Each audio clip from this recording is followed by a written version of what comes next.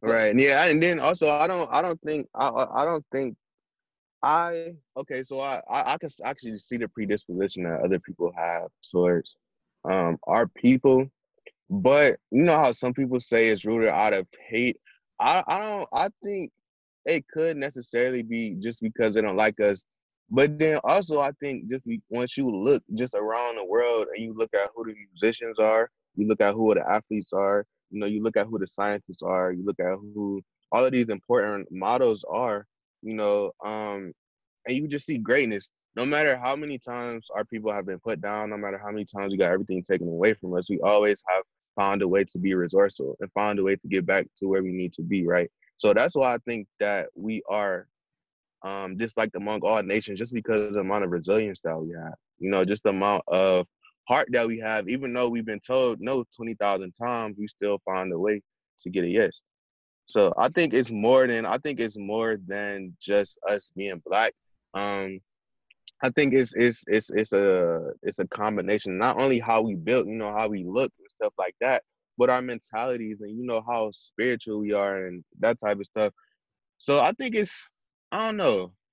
I think it could be just because of you know, old philosophies, but also I think it could just be that people don't really want to see us do great, you know, as great as because it's like kind of like the greatness just brews out of us. We don't even have to do much to show how great we are. It's just kind of natural. So I don't know. yeah, no, I hear you on that. I mean, with that being said, I mean, because some people may say that that goes overall with all the races, or everybody's like that in their own sort of way. However, you know, if we're talking about, you know, a different level of subjugation and stuff, which we've seen happen to our communities and trauma and stuff like that, that's caused a lot of these problems and issues that we see continue to this day. Now, I only really wanted to touch on that because I was speaking to a brother earlier as well, and he made the point saying, well, he feels that a huge portion of it is down to how we carry ourselves or how we treat ourselves or present ourselves, which then impacts on how others see us. Like, for example, some may say, well, you know, they always in the rap videos, or they always doing this, or they always doing that. So that's why others look at us with that image. Do you think that's fair to say, or do you think that's people just playing our stereotypes?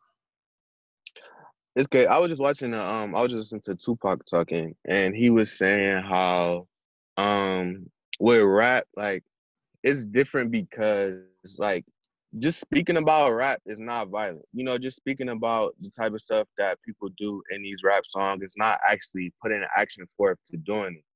So that's something that he spoke on that really sparked me um when it comes to rapping. But then also I do think about it like you say with all of the scenarios that have happened to our people, you know, and how you know how people's lives change, how different people grow up in different circumstances and that type of stuff. I think people are exposed, you know, to different surroundings and different things. So I guess it's hard to say, you know, whether that's fair or not, you know, because like I say, I think it's for a rap, it has to be action behind it.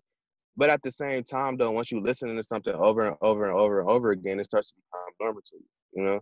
No.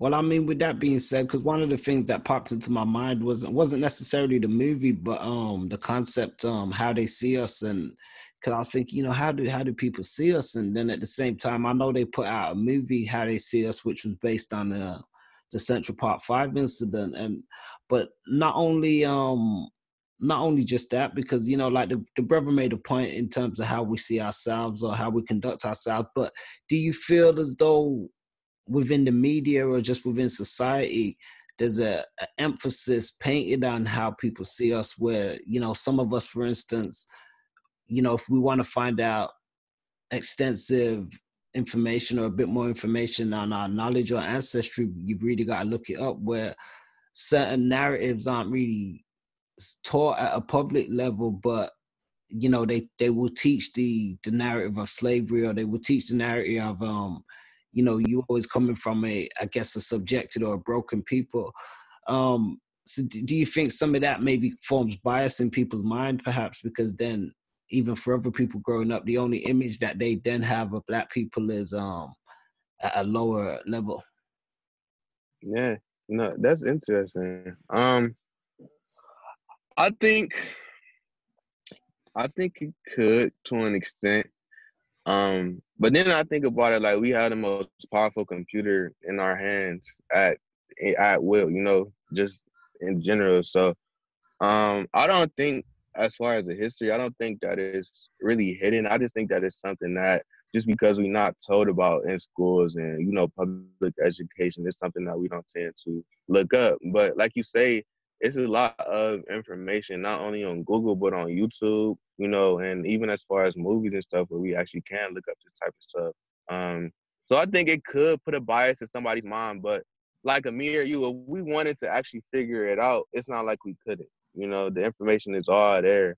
It's just about us putting our best foot forward to get it.